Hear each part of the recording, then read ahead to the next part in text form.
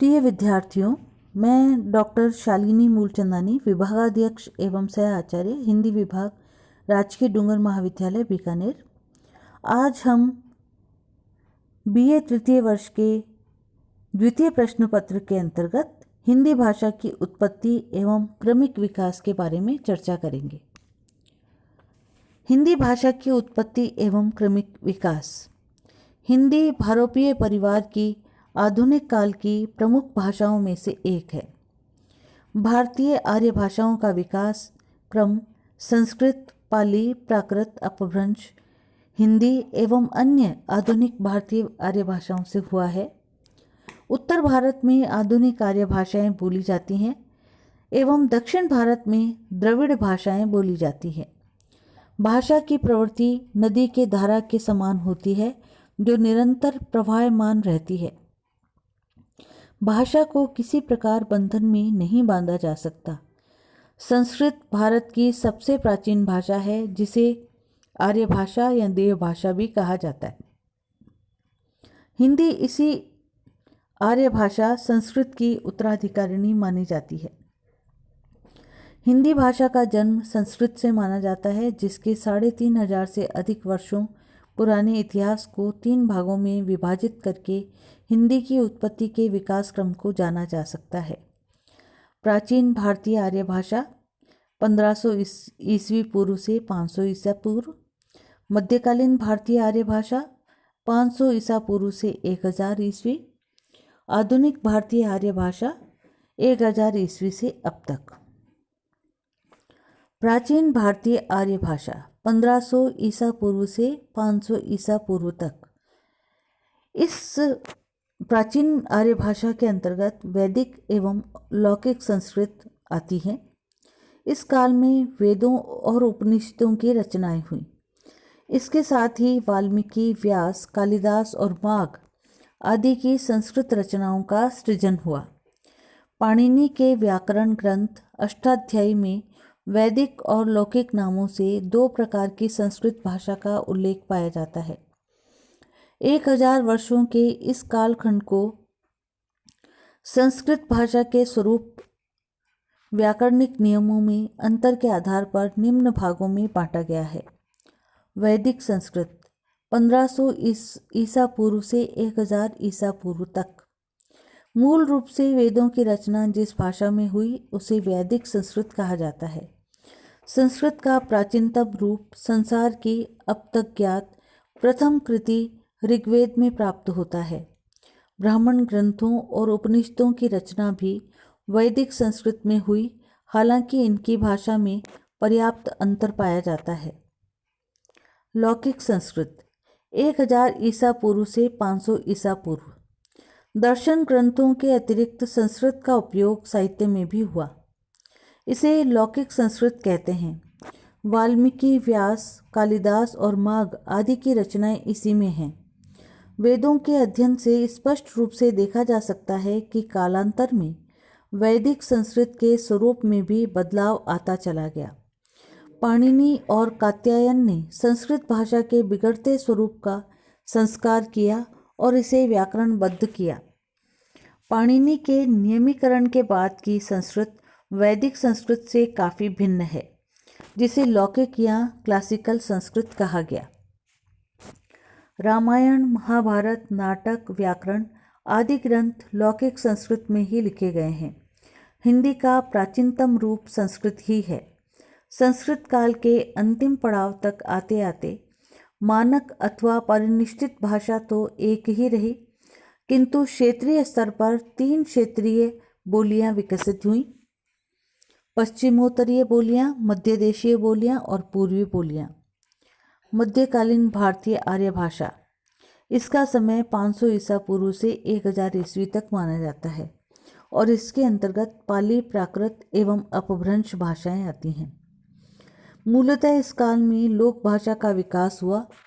इस समय भाषा का जो रूप सामने आया उसे प्राकृत कहा गया।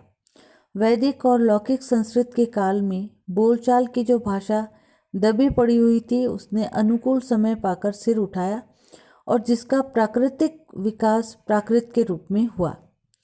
प्राकृत के वर रुचि आदि वैयाकरणों ने प्राकृत भाषाओं की प्रकृति संस्कृत को मानकर उससे प्राकृत शब्द की व्युत्पत्ति की है। प्रकृति है संस्कृत तत्रभवम तत् आगतम व प्राकृतम। मध्यकाल में यही प्राकृत भाषा 3 रूपों में विकसित हुई। पाली, जिसका समय 500 ईसा पूर्व से 1 ईस्वी तक है, प्राकृत 1 ईस्वी से 500 ईस्वी तक, और अपभ्रंश जिसका समय 500 ईस्वी से 1000 ईस्वी तक है। पाली 500 ईसा पूर्व से 1 ईस्वी तक। संस्कृतकालीन बोलचाल की भाषा विकसित होते होते 500 ईसा पूर्व के बाद काफ़ी बदल गई, जिसे पाली नाम दिया गया। इस भाषा को सबसे पुरानी प्राकृत और भारत की प्रथम देव भाषा कहा गया है। बौद्ध ग्रंथों की पाली भाषा में बोलचाल की भाषा का शिष्ट और मानक रूप प्राप्त होता है। इस काल में आते आते क्षेत्रीय बोलियों की संख्या 3 से बढ़कर 4 हो गई। पश्चिमोत्तरीय बोलियां, मध्य देशीय बोलियां, पूर्वी बोलियां और दक्षिणी बोलियां। प्राकृत 1 ईस्वी से 500 ईस्वी तक। 1 ईस्वी तक आते आते इस भाषा में परिवर्तन हुए, जिसे प्राकृत की संज्ञा दी गई। सामान्य मतानुसार जो भाषा असंस्कृत थी और बोलचाल की आम भाषा थी,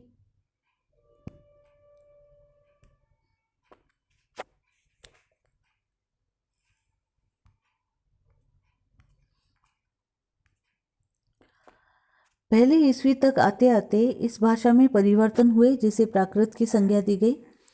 सामान्य मतानुसार जो भाषा असंस्कृत थी और बोलचाल की आम भाषा थी तथा सहज ही समझी जाती थी, उसे प्राकृत भाषा कहा गया।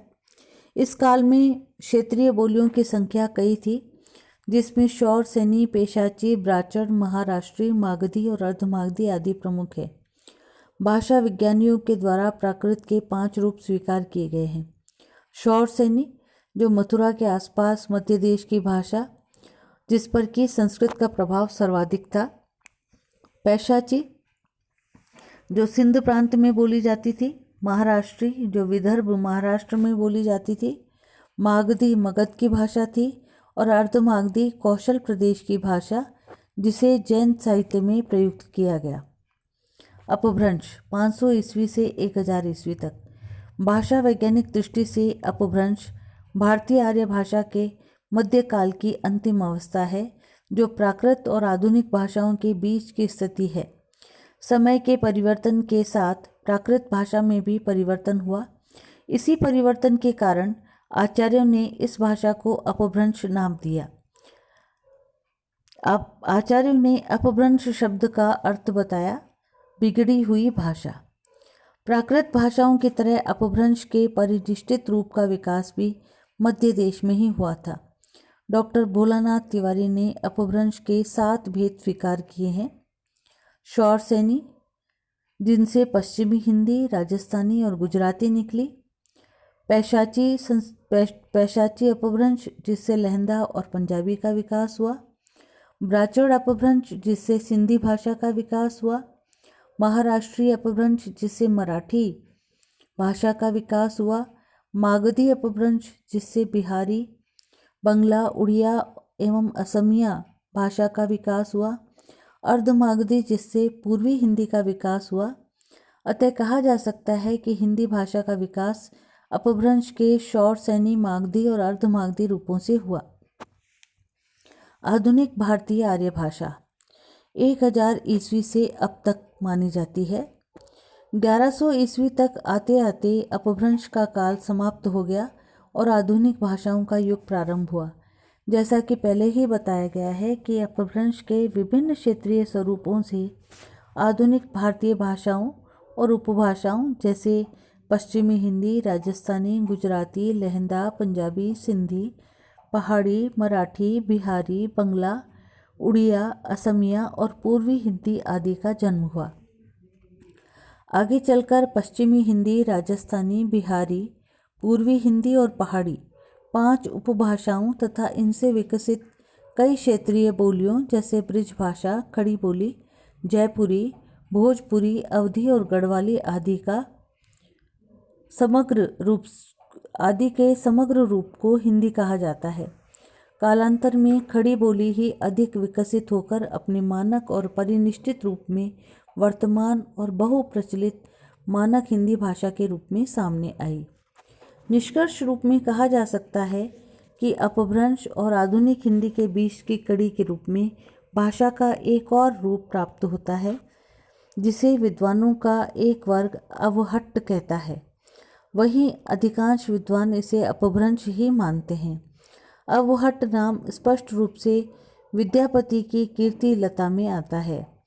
देसिल बैना सब जन मिठा ते तैसन जंपुगो अवहट्ट। अवहट्ट को अपभ्रंश से भिन्न मानने वाले विद्वान इसे हिंदी का ही पूर्व रूप मानते हैं। स्पष्टतः अवहट्ट को हिंदी और अपभ्रंश को जोड़ने वाली कड़ी के रूप में स्वीकार किया जा सकता है। धन्यवाद मित्रों, मेरे चैनल को लाइक और सब्सक्राइब करना ना भूलें।